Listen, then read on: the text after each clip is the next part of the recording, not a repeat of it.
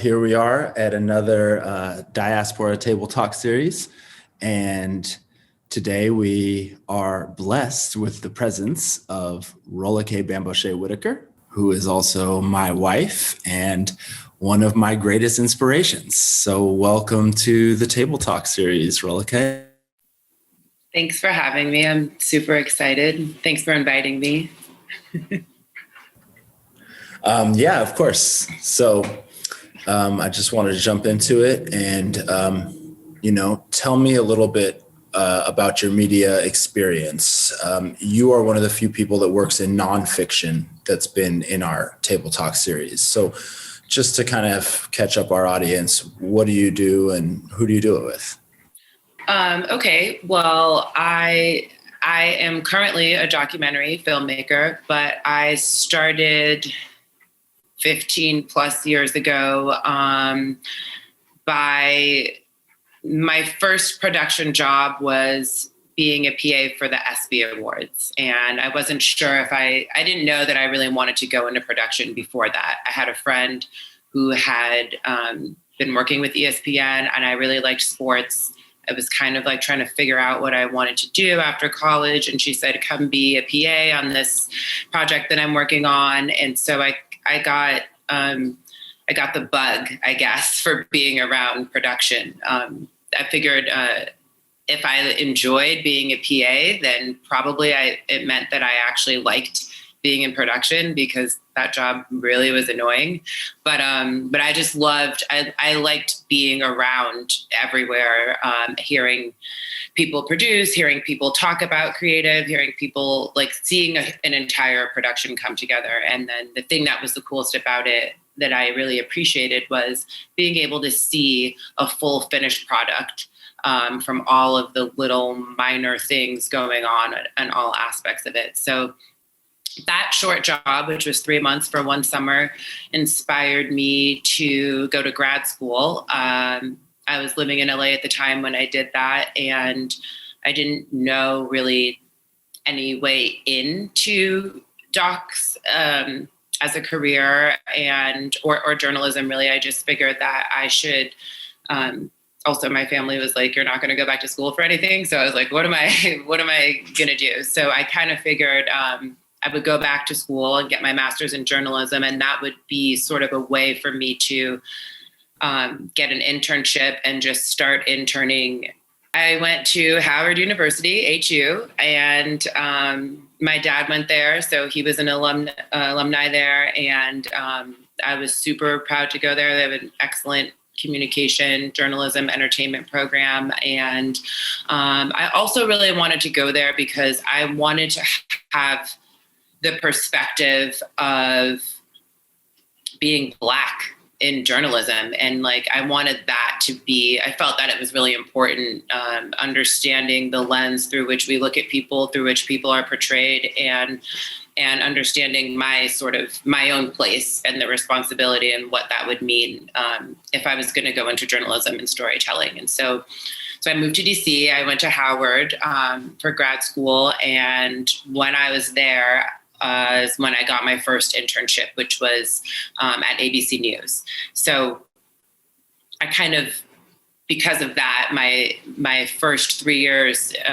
of 3 to 4 years of my career were really, really news-based. I interned at Nightline, which is a nightly news show on ABC. And then I interned at a local station, at the local sports station. And it was great. That was sort of my in. And through that internship is how I got my first job. Somewhat. I met some people from ABC at a job fair, and because I was already interning, it's how I got my first job in New York. So kind of brought me to New York, and then I started working as a field producer and a desk assistant at the network for ABC News. So really, you worked in news and that was your thing, but, and of course, coming from journalism school, I just love hearing like the evolution still being like PA, internship. And, I think that a lot of our BFA audience is a young audience, and some of us are still in that stage of being where we want to be. And I think you're also not where you're right. We always want to keep climbing, but I just love to know that someone who's done as much amazing work as you have still has that sort of PA moment, to fall back on. Oh yeah. If it was a pretty long moment, I think I had a string of I was the PA for that summer, but then I was either an intern or a production assistant for pretty much the 2 years that I was in grad school. Those are my part of the jobs that I was doing. I worked also, but that was 2 years of just being an intern or a PA at one of those places. So it definitely, I got trained in really in a really good way as far as journalistic skills and the patience to do research, to do really mundane things like logging and booking travel and all those things that are really the cornerstones of producing and being organized. It was in a fast-paced, really sort of stressful and an environment that had a lot of eyes on it, and that was high pressure because everything I did was live. And so I, even though I didn't want to be in news, I definitely appreciate that journey because it really is sort of, it really trained me to sort of figure out how to be thorough. And it helps me now, even when I don't have to do all those little steps, but it kind of trains your mind to be really organized in a way that I think I've noticed that is not always the case as I've switched over more into documentary, and it's not as fluid, and that's helpful in some ways, and maybe not the best in some ways in terms of creative thinking, but in terms of organization and getting information and knowing where to find information, knowing how to find people, knowing how to source things, it's really helped me in everything since that time. So when did you then start getting autonomy over your story, getting to say, I'm in charge of this story? I know that news cycle, the PA, the internship, the AP producer, AP role, and then the producer role. It's obviously, I know it's been a journey. I know you did some stuff at ABC, at NBC, but when did you feel like you were in charge of the story on any project, really? Not for a long time, to be really honest. I think I definitely never felt in charge of any story that I did for my 3.5 years at ABC.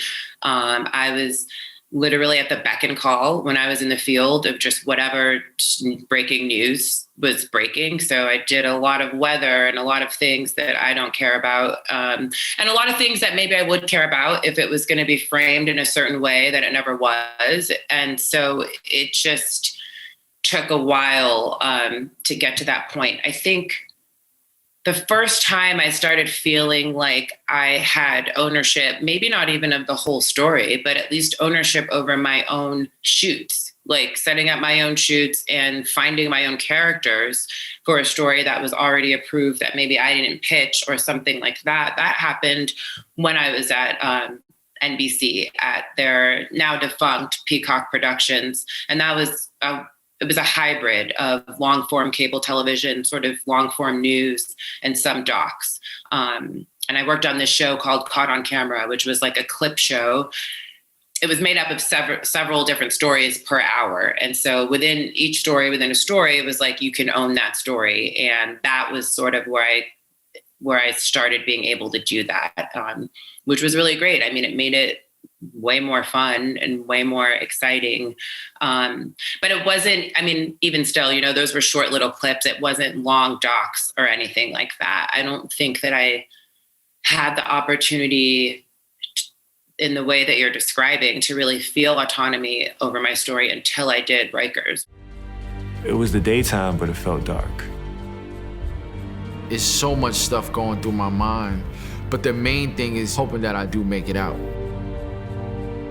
It looked like a monster Like we were about to go into the belly of a beast. It's easy to get there, but it's hard as hell to get out.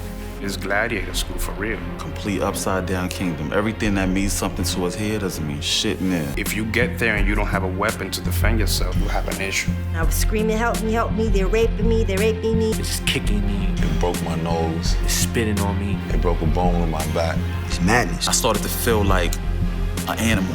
I actually contemplated suicide.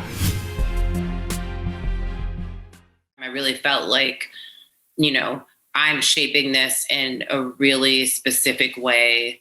Who is all the people that are going to be in this film are only a product of all the work that I've done, the interests that I have, the questions that I've asked, all of those things. And so, yeah, a long time. And what was that was the first feature film that you worked on, the first feature documentary. Yeah. And also, what was your actual role, right? That wasn't you directing and as controlling the story. What was your role on that? And then what kind of came next after that? So just to give you a little bit of background, that was a really unique opportunity for me because I had been stalking the company that produced it for about, I said it took 8 years for me to get there. I'd been stalking this company for about 6 years before it actually worked out for me to work with them. And the Rikers project came about because Bill Moyers had commissioned it with that doc company, which was small, a director and a cinematographer / producer. And because it was Bill Moyers, there was no official director. Even though Mark Levin is a director, that's what he does. Nobody took a director role on that film or a director credit. And so it was just basically, I was the main producer who I just did everything. I literally did everything on that project with their blessing, of course, and with meetings. But it was kind of the perfect storm because Bill Moyers said, go do this. It wasn't a big project. We didn't have a lot of money. We did it with like 3 people on staff, and they were honestly too busy with their other projects going on at the time. So they were just like, you came from news. You think you seem to know what you're doing. Like, go do it. Go find 100 people for us to choose from. Go figure out if they'll talk. Go figure out what their stories are. Go figure out if they're telling the truth. And, all of those things. And so what did I do that wasn't directing? It was really collaborative in terms of what we wanted. And it was us kind of carrying out Bill Moyers' vision, which in that specific thing was that he wanted a portrait of experiences that was not going to be sort of interrupted by a lot of really exciting visuals or a lot of really emotional music. He really wanted something that was where the beauty was going to be in its simplicity, and where the simplicity of how we were presenting it could cut through to how serious the experiences were for each individual. And so sort of with that vision, I mean, it was really a raw style of doing a film. I've never done a film like that. I haven't seen many films like that, all talking heads. And so it was more about trying to figure out how to do a story arc without really having the opportunity to cut into any visuals. The other thing about it is there wasn't that many available because Rikers is super shady and there just isn't that much video up there, and they don't want really people in there investigating what's going on. There was like one media day where you can go and film and see one cell that was like totally pristine and lovely. That was like their like model cell and all of that. And so really it was sort of an exercise with how can we get people to go back in their mind to that space and to the story of their lives that kind of took them through this journey, and have them tell it in a way that was strong enough and impactful enough to stand alone with other stories. And so it was really more about finding an arc where we were telling a story of a collective experience as well as each individual experience through it. So yeah, that's what I did on that. I don't know if that answered your question. answers your full question, but. Yeah. Well, yeah. I mean, I think that's an important and fine line between, producing and directing, and that line, can sort of, it's never blurred on the credit, but it's always, during the work, it can have that sort of time. And I think in nonfiction, maybe even more so than in the fiction sort of narrative world, so to speak.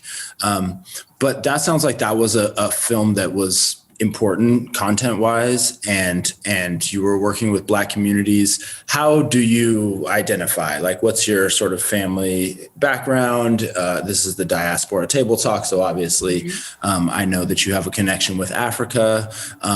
So yeah, how does that sort of, coming out of this time when you didn't have much agency, and now you're getting to at least work in some like urban communities, and so just for the audience, like, what is your background, and how does that somewhat inform your work?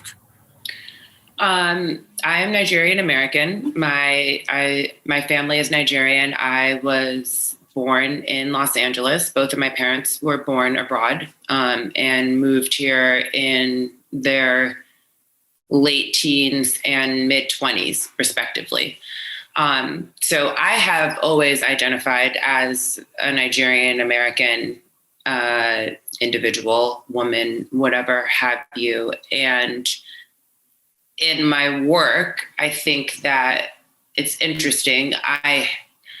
The perspective that I've brought in terms of what I see in American media and the spaces that I've worked, I've felt more just Black than Nigerian American as far as the things that I'm able to sort of speak about, or, where people can understand what we're saying, what the critique is. Like, it's really about Black or white and sort of what's going on here. So there actually, in those early years, there wasn't that much space for me to be speaking as a Nigerian American. It was me just speaking, as an American, a Black American who grew up here.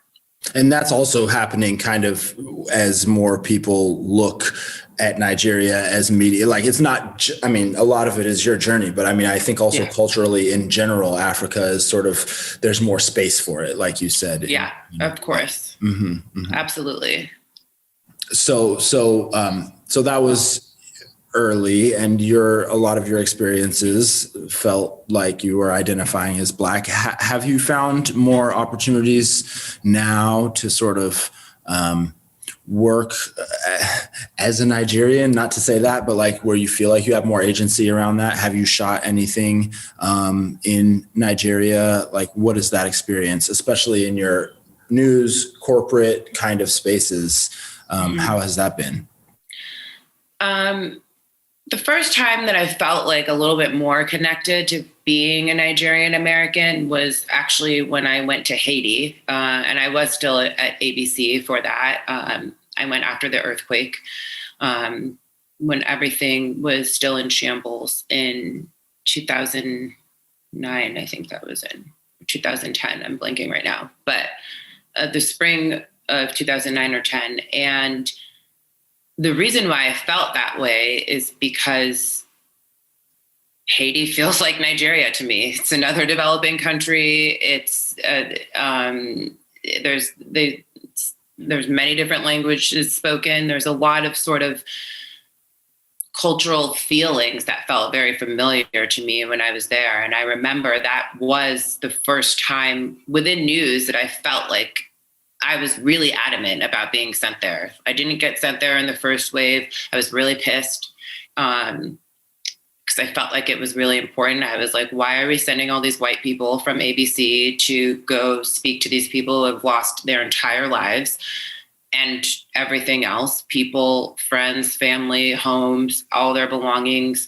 And I just felt really like it wasn't right. And I felt like it's really difficult at those times because you want to be there and get as many eyes on it as possible so people can see what's going on. But at the same time, you're there, at someone's worst time of life ever imaginable with a camera in their face.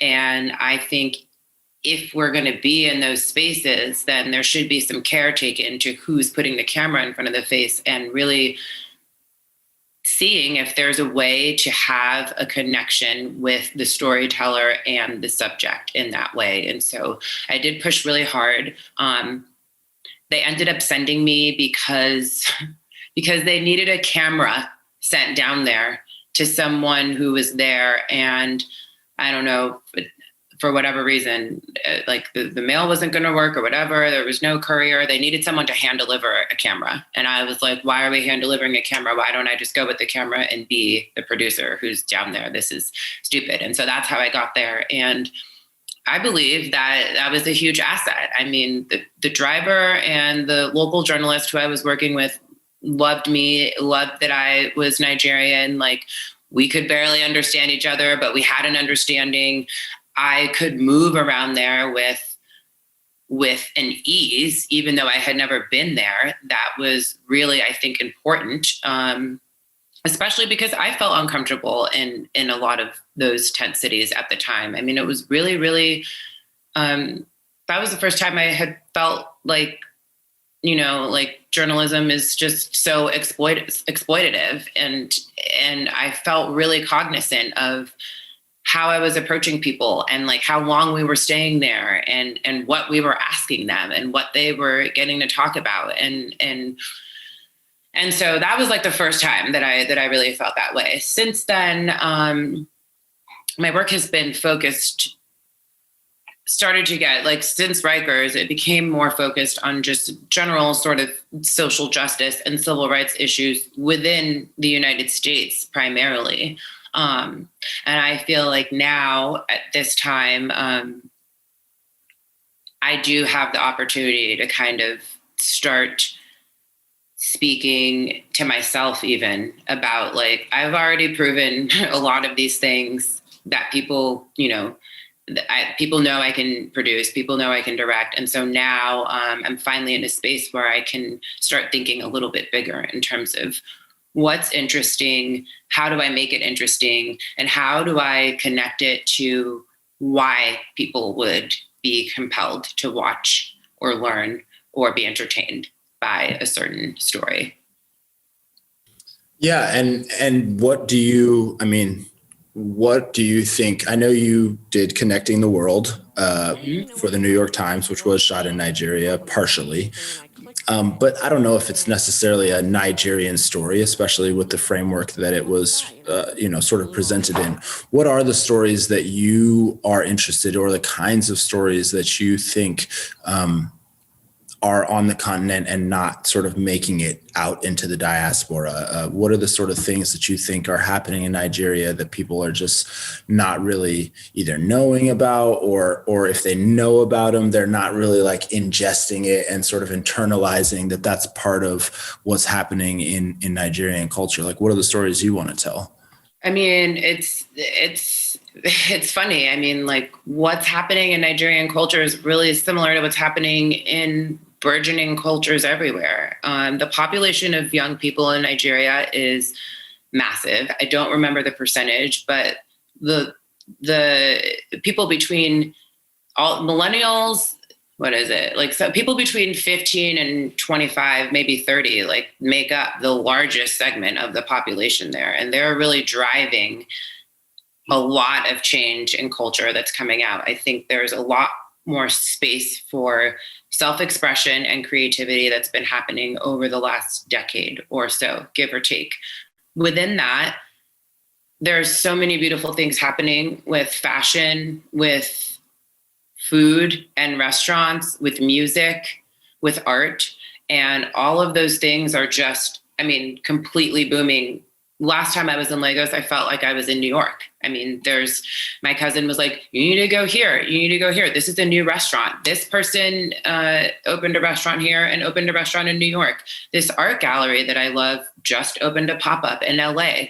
This other restaurant that we love opened their second restaurant in LA after their first one in San Francisco. And it's really starting to become a destination as well for people all over the continent and the Western world. When they go to Africa, it's sort of like the number one destination. And I think people just don't really understand that within this developing country, there's so many things that are at the level of the way that we enjoy consuming all of those cultural elements. And not only that, but they're actually driving and sort of setting the tone for a lot of different things. I mean, there's now artists want to work with Nigerian artists because that is a way for them to make another hit. They recognize the power that that lies in Afro beats and all derivatives of that. And I think the same can be said for emerging artists, for emerging restaurateurs, for emerging fashion designers and models, and all of that. And so a lot of my interest right now is in those different things, and also how the youth is like creating a space for themselves and breaking out of a lot of the traditional molds that made it hard for my parents' generation to kind of do what they wanted to do, or kind of think outside the box of how do you become successful? There's only 5 ways to do it, and they're all super professional paths. And, that's a product of not having that much opportunity and a lot of other issues that we don't have time to talk about here. But now there's youth that are like, no, we're not doing that. We are on social media. We are creators. We, we're interested in pushing the envelope. We're interested in doing things differently. And guess what? We're doing that, and we're influencing other people all over the world. And so there's so many stories within that space that I am really, really looking forward to sort of explore. Yeah, it's beautiful. And we have had, other folks who are first generation, and young brother Yves, who's Haitian. So that's a beautiful connection. But I've also heard that same thing too, about his expectations from his family, and just feeling like he's the first generation that can really sort of break out of some of that more like, okay, these are the 5 professional career options and how can we excel in those, but actually there's a breadth of ways that we can excel. And like your work has definitely excelled. Like you are very well produced these days and sort of distributed, and your work can be seen in many places. Most recently this year, you produced The Day the Sport Stood Still, right? Which is on HBO.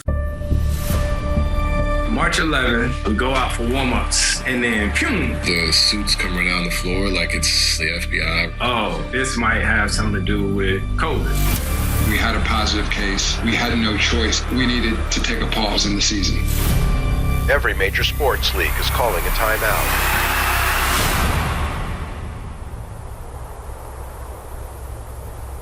It was the day the sport stood still. Last year, you did the D. Wade documentary. So you're working in a lot of high-level Black spaces. I know you're also working with Oprah, or on the story about Oprah Winfrey's television show as a documentary now. So in all of those high-level spaces, this is like Black content. Do you think that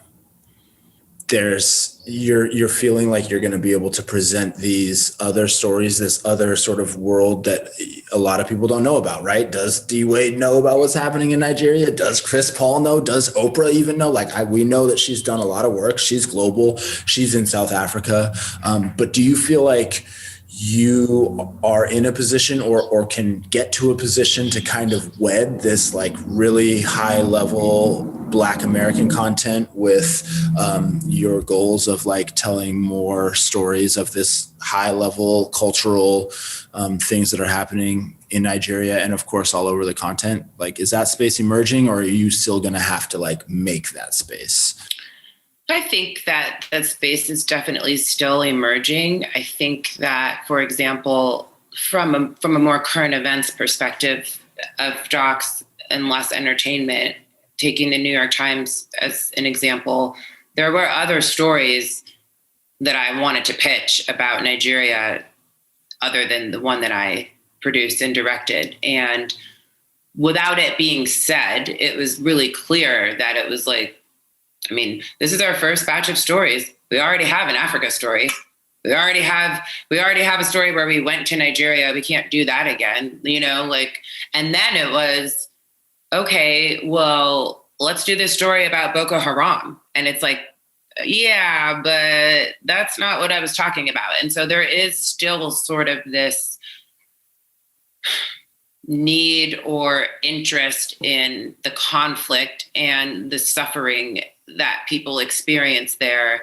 And I think, yeah, it's going to take a little bit more in the doc space and nonfiction space specifically to get people excited about what's going on there. But I don't think that it's super far gone. I think films like Black Panther and Black American people speaking about wanting to be closer to their roots, like Ludacris getting his citizenship in Gabon, and like small things like that are permeating. I think, yeah, people, at least within the diaspora, I think want to know more and would be interested because they want access to that. You know, who doesn't want to see these things? I think Naomi Campbell was at Lagos Fashion Week last year, you know, and so people are really, I think it's a trickle down. And I think once you can start dropping names of people who are already completely successful and big names and really well revered, or,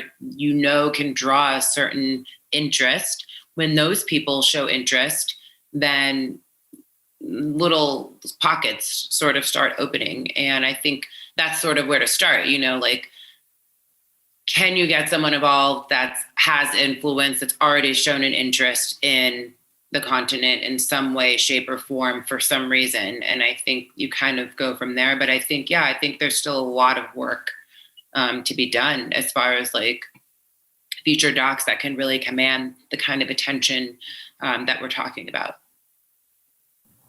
Yeah, I've also, I work obviously, in documentary work as well. And I've definitely had that same conversation with people, right? Like, we already have a show that's set in Africa, a story that's set in Africa for this season of, whatever, XYZ documentary. But what about the crossover for you? Do you have any interests? That's my world, as being in the narrative and being in the doc. Do you think that as you start getting more directing opportunities, as you're telling these really true documentary stories, do you also have a desire, do you think, to tell narrative stories? Well, my husband has been really encouraging me to get into narrative, and I have to admit, it's always been really far off my radar, actually, because I think my journey into figuring out how I was going to make docs took so long, and it felt like it was so hard. It always felt to me like, oh my God, like narrative would just be a whole nother beast. I have nowhere to begin with that. And also, like I said, I think I was trained so much in a specific way as a journalist when I started. I think that it's almost an unlearning of certain things that need to happen to get my mind into a space where it's creative storytelling in a different way, where I'm creating the stories and like having visions of like how to show things that didn't just happen, or that wasn't an event, or, and things like that. And so, I have been really kind of reaching back into my own childhood experiences, my own teenage experience, coming of age experiences, and even my own experiences going back in the last 4 years, every year as an adult in my 30s. And I think, and reconnecting with other family that I didn't know previous times going there. And so I think those experiences and kind of figuring out a way, kind of giving myself time to really think about how they've informed me and how those stories fit in, the lessons learned from them, the happy things seen from them, all of those things. I think there is a space for that storytelling. And so I've been, ruminating on it. And I think there is there is, I do see a space for that in the future down the line. Well, as your husband, I'm looking forward to that collaboration, of course. And yeah, I mean, it's beautiful. And I just thank you for sort of being here and sharing some of that arc that's in your life and the things that have been important as you've come from the nonfiction world. And I think that transition from, again, like where we started is PA and then intern and then news. And is that exactly what I wanted? And then, a doc that was, you did everything, but you were the producer and it was still not really a lot of B-roll and cinematic. And then, the growth. And it's just important to see those kind of arcs, right? And to know, like, when you see someone in the trades, when you see somebody in these places that says they got it overall, or that their doc is finally in this space, that it takes that much work, right? And all those people have that, not all of them, but most have that sort of journey behind us, I should say, because I think that's just important. It's important for the BFA community. That's part of it. Like, we're all on this continuum. And, what I love about that journey that you're talking about is that, and it's taken me such a long time, but I really appreciate it because I find myself in spaces with people who actually don't know what they're doing, or got really lucky and like something they did early on got really big. And then here you are and they don't know how to do really basic things, or they don't understand how basic things come together. And it makes it a little bit difficult to work with them. And I think that, there's so many times where I'm like, it's such a waste. I can't believe I was stuck at ABC for 3.5 years. I really was mad about that for a long time. But when I was there, I just kept telling myself, like, this is like, at least there's something here I could take from what I actually want to do. And I try to find that in every chunk, even at the ABCs and the NBCs, and then later on. And that was really, really, really helpful. Like, I learned how to shoot working in news. I learned how to write a script. I learned how to run audio. I don't do those things anymore, but I still write scripts, but I can do those technical things on a refresher, or I know like what to look for, and I know what to look for when I see someone else who is doing that job, and I can say, why is that framed like that? Or why is that like that? Like, I know what to look for, and those things are important. And growing through different styles. I mean, news is not sexy at all. So that's like sort of the most basic level, but just seeing the evolution from that to like, a doc like Rikers, to then going back into like the hybrid of news and docs at Vice News for 2.5 years. I mean, that was great. That was still news, but it was with a really doc sensibility. And I got to do so much of what I love there, actually. I mean, that was, and I wouldn't have gotten that position had it not been for my news background. That's why they wanted me, but they wanted me because I was someone who really wanted to make docs that really had the structured news background that they wanted. And because of that, they trusted me when I would say, like, I'm going to do this. I don't want to work with a correspondent. No, I don't want any voiceover. That's what we do here. Well, I'm not doing that for this. Like, and I had the sort of authority and the experience behind me to really back it up. At least I didn't win all the time, but I had enough to back it up to where they would let me try and then be happy when it worked out, And so those things I learned to just sort of appreciate that instead of resenting it, because I do, all of our different journeys always bring certain things to the table. And, even if we all end up in like a certain place with someone else, it's still just, you can always find something in what you're doing that is going to really be unique to you later on or connect. And I think part of that is just maintaining in your mind, like, what you do want to do instead of losing track of it. So that even if if you feel like you're on a path that's a little bit derailed from that, you can either find a way that will help you make sense, or correct and like get off that path if it feels like it's really, really derailing you, you know? And so those things have all really helped me. Yeah, no, I think that's a beautiful note to even leave on, just in the sense of like, you know, all of our paths are different and they can all lead to Rome, as they say, you know, but I think that appreciating that. I was a teacher for 10 years, you know, that was something that really felt like a derailment while it was happening, right after it was happening. Sometimes now it still feels that way. And then there's other times when I realize that that's a complete asset and that that's something I can bring to the table. So, you know, for everyone that's on their own journey, may you continue to push through and, you know, find your team, find your camp who can help facilitate, develop, who you can lean on when you need it. But yeah, for most of us, we're all out here just on our own path, you know, so it's a long journey, but may we all forge ahead is the message. May we all forge ahead. Yeah. So thank you again, Rolake Bamgbose Whitaker. Thank you to Elon Joy, to Jasmine Peck, to Richmond, who's editing, and our assistant editors. The whole team at Black Film Allegiance has been wonderful. We love the Table Talk series.